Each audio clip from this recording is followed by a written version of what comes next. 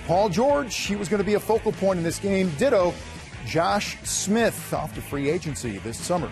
Interesting. This is a little bit of that two-man game we talk about with Horford and Josh. Well, they did a good job, and you can see Josh Smith kicking it out. Al Horford kicking out to Josh Smith, standstill jump shot. They got off to a really good start, the Atlanta Hawks, but what the Pacers did, they started to settle down, and you can see David West drawing the attention. You got to come down and double or dig it out. He threw it to George Hill, and he had a fantastic game. 18 points and also hit 3 threes. Strong start, yeah, 5 for 5.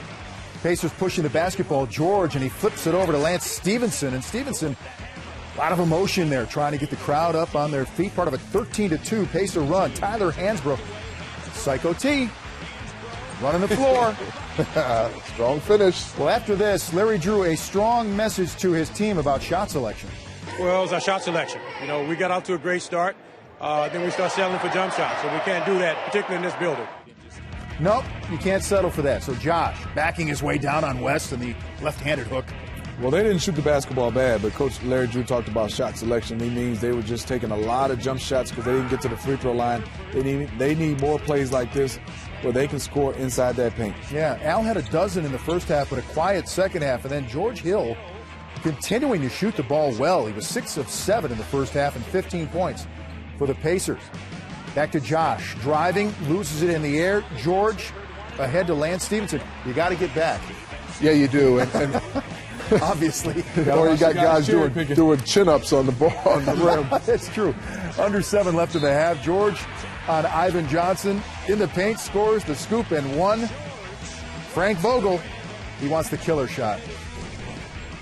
They look like they're fading. They look like they're ready to give us a game if we smash them right now. Okay, we got to smash them right now.